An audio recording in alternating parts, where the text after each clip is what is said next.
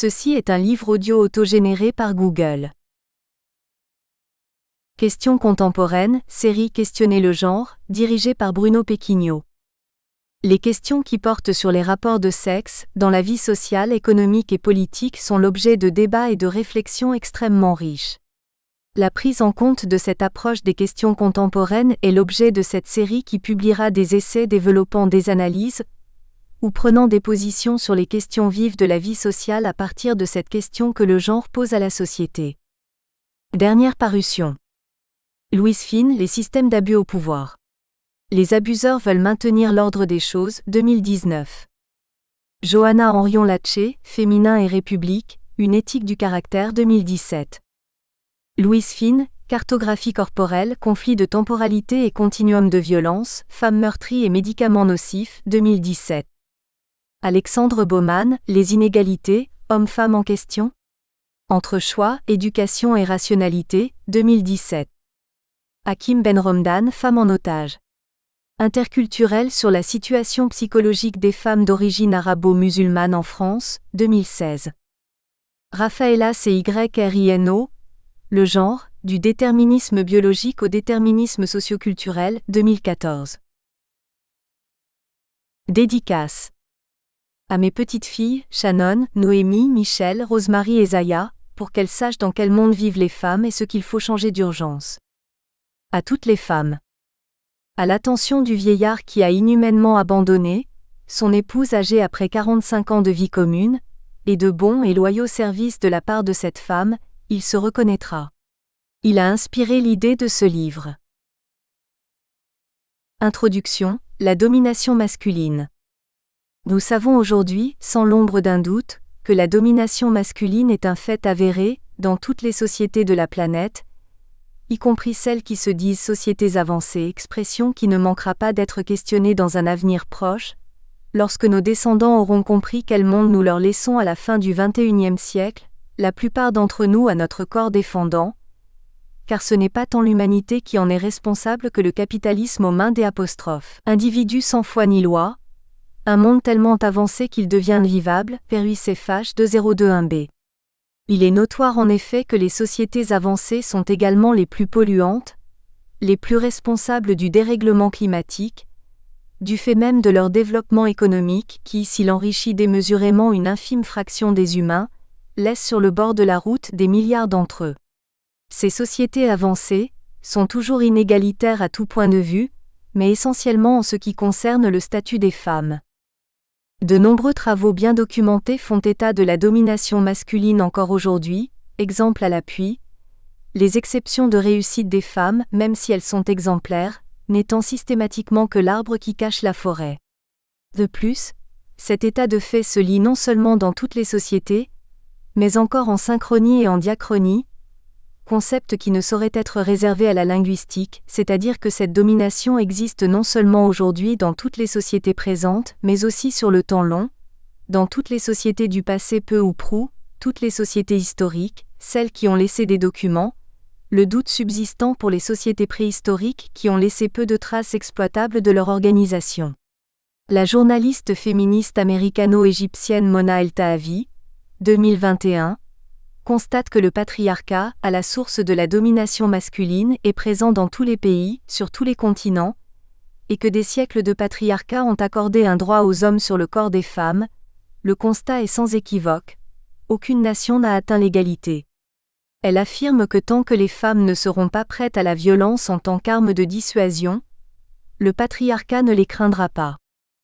Or cette domination demeure injustifiable sinon par des rationalisations, voire des ratiocinations, fondées sur des généralisations hâtives très anciennes que la science dément et qui nous paraissent aujourd'hui tirées par les cheveux comme par exemple, pour le monde occidental, celle d'Aristote, Cissa 2021, qui se réfère à une physiologie du corps masculin et du corps féminin aberrante pour nous, mais qui a marqué les esprits pour des siècles, physiologie que sans connaître Aristote d'. Autre société partage, Héritier 1996. La domination masculine entraîne des conséquences à long terme, dommageables, sur les vies individuelles et sur les sociétés dans leur ensemble. Et ce n'est pas être une féministe pure et dure que de vouloir l'analyser sous tous ses angles, et en outre, l'éradiquer pour construire des sociétés plus justes, plus harmonieuses, plus équilibrées, plus humaines, plus civilisées.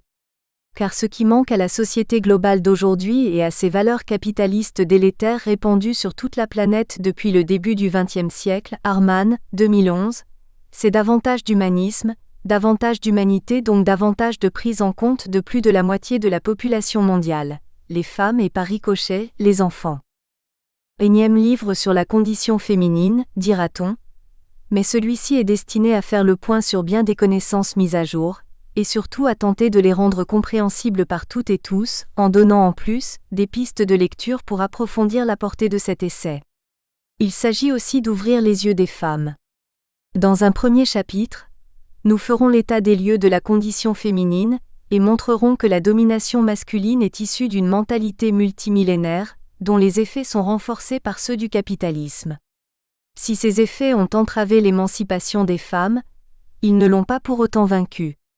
Dans le deuxième chapitre, il apparaîtra que le féminisme constitue en fait un humanisme, que la volonté des femmes, supposée inexistante, a bel et bien fait ses preuves au long des âges et continue de le faire.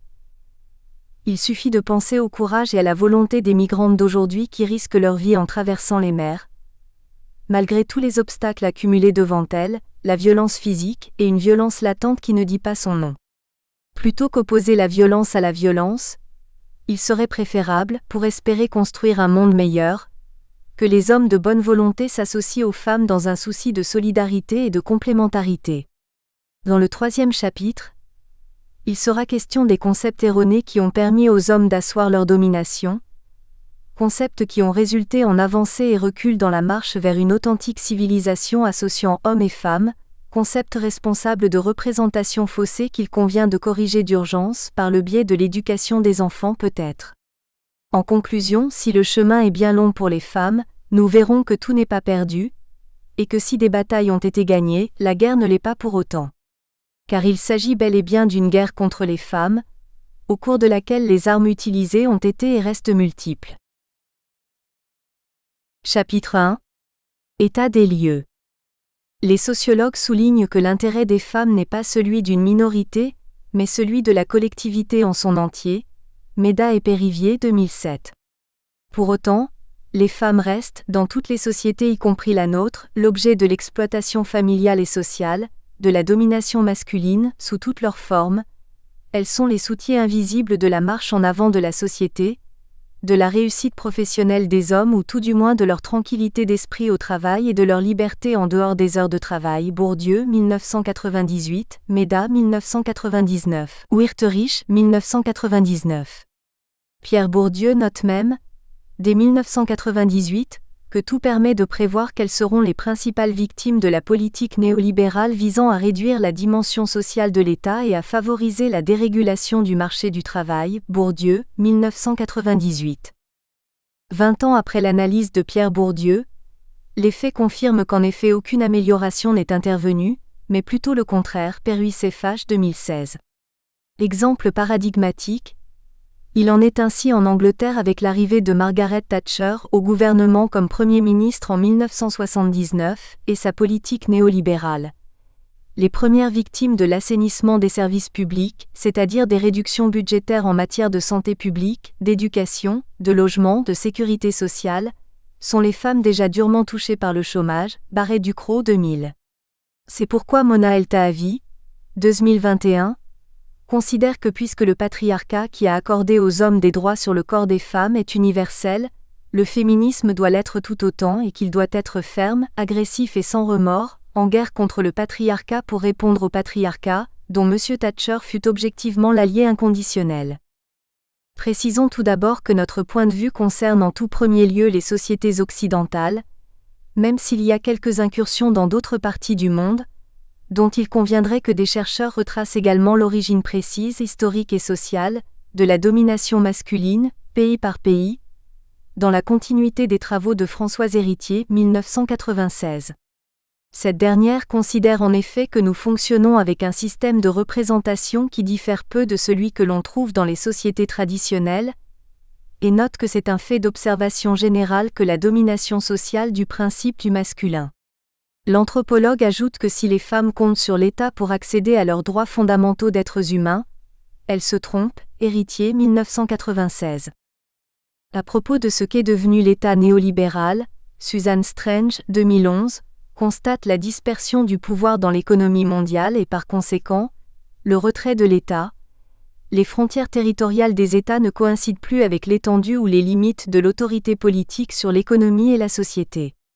Pour autant, partout, les hommes politiques parlent comme s'ils avaient la réponse aux problèmes économiques et sociaux, comme s'ils avaient réellement en main le destin de leur pays, or personne ne les croit plus.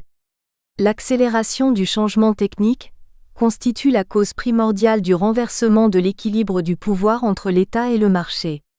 Ce transfert des États vers les marchés est probablement le plus grand changement dans l'économie politique internationale qui se soit produit dans la deuxième moitié du XXe siècle, Strange, 2011. Bien évidemment, dans la mesure où les États-providence de l'après-guerre ont disparu, ce sont notamment les femmes et leurs enfants qui en font les frais. L'analyse exhaustive que livre Christa Wierterich de la condition féminine à travers le monde détaille les effets catastrophiques des politiques néolibérales pour les mères et les enfants, Wierterich, 1999. En France, toutes les études montrent que malgré une réussite scolaire supérieure à celle des hommes, les femmes sont globalement privées des meilleurs postes et des meilleurs salaires, Durubella, 1990, Terrail, 1995, Wierterich, 1999, Maruani, 2000, Thébault, 2002, Jonas, 2007, Gardet, 2011, Méda et Périvier, 2007, Todd, 2017. Les différences sexistes liées à la biologie ont la vie dure. Si ainsi que le fait observer la philosophe Françoise Collin, les féministes ont depuis longtemps souligné le caractère handicapant du corps féminin, Thébault 2002, il est vrai que dans la société occidentale telle qu'elle est organisée, la maternité présente un handicap supplémentaire.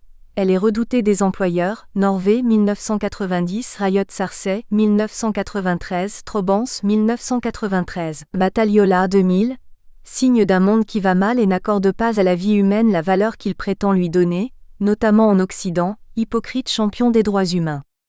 L'accord de Londres, dit statut de Nuremberg qui prélude à la Déclaration des droits humains de 1948, a d'ailleurs bien paradoxalement été scellé entre les États-Unis, le Royaume-Uni, l'URSS et la France, le 8 août 1945, soit entre le 6 et le 9, date des explosions atomiques sur le Japon, inutile comme les historiens l'ont montré, Delfour 2014, Zinn 2002, Grosser 2017. On fait mieux en matière de droits humains universels. Alors que traditionnellement, la domination masculine se réfère à la fonction primordiale, exclusive, de la femme que serait la maternité selon la tradition séculaire de la pensée masculine, pour autant le professeur Montagnier, spécialiste du développement psychophysiologique de l'enfant, écrit en 1994 qu'il n'a trouvé nulle part un projet de société qui intègre la petite enfance dans sa réflexion. Bernard Marie 2006 affirme même que nous avons désormais affaire à une génération qui n'aime pas ses enfants. Il n'y a pas dans les projets de société de véritable intégration de l'enfant en tant que personne, et pas seulement comme élément d'une famille, et cette situation se reflète étrangement dans le faible intérêt de la plupart des grands penseurs de l'époque moderne, notamment des philosophes, pour la petite enfance, Montagnier, 1994, Carly, 1995. Y a-t-il d'ailleurs un projet de société ? Il semble qu'il soit particulièrement difficile aujourd'hui de conserver une capacité à se projeter dans l'avenir, Testard, 2003, dans une société sans projet, Perruis-Cefache, 2015, caractérisée par la perte de l'idée de futur comme création solidaire des collectivités, Nahir 2003. Nos sociétés, engluées dans le très court terme, société du gaspillage et du jetable, n'ont en fait pas de projet, Méda 1999, Beau 2000, Fauroux et Spitz 2001. Et les responsables politiques sont occupés à des exercices de dérobade, des stratégies de fuite, d'esquive, des programmes à la petite semaine, des opérations de communication qui remplacent la pensée politique, Hobsbawm 1999, Fauroux et Spitz 2001, Mayafre 2004. Or, pour grandir en humanité, nous avons sans doute besoin de grandir en féminité, idée formulée par le regretté Bernard Marie 2006, est d'autant plus intéressante que d'une part, il est aujourd'hui clair que chaque individu est doté des deux composantes, masculine et féminine, de l'humain, l'altérité sexuée de L'. Individu est une prédisposition constitutionnelle inconsciente. On est à la fois masculin et féminin, mais dans des proportions qui ne sont pas égales entre elles et qui varient selon les individus. Le Tour 2010. Michel Rayotte-Sarcey, 1993, souligne également qu'aucun être humain ne peut échapper à la bisexualité qui le constitue. Cette idée souligne les liens entre civilisation et humanisation, probablement destinés, l'une comme l'autre, à rester inachevées, mais l'une comme l'autre tributaires du droit, ainsi que le montre Pierre Legendre, 1999, et Alain Supiot, 2010-2013.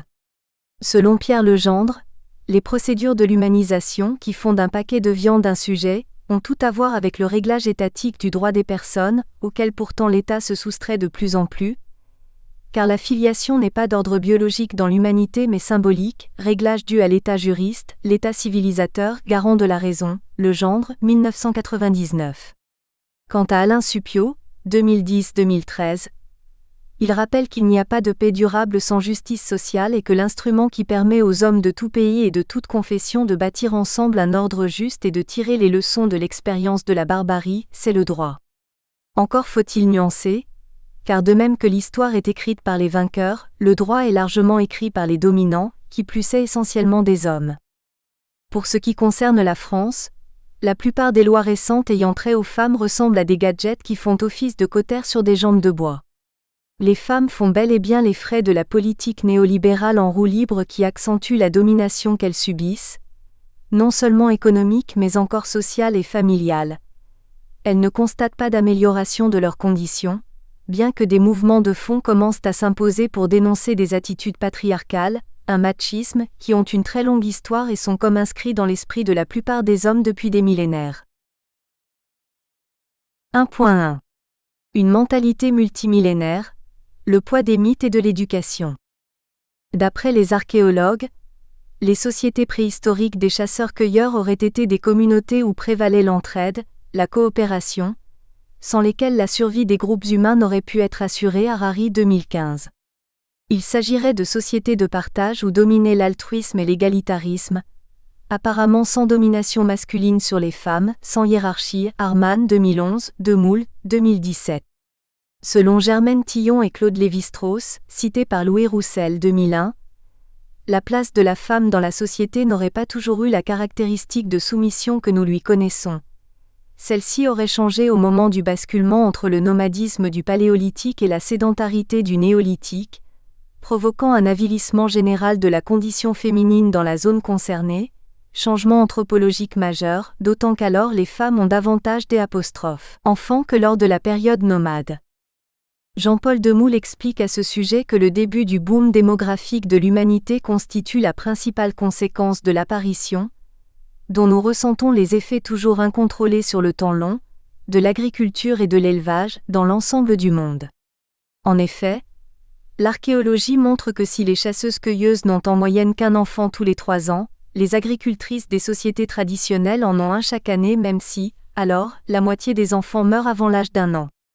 L'accroissement de la fertilité est dû aux effets combinés de la sédentarité et d'une alimentation sécurisée et plus riche.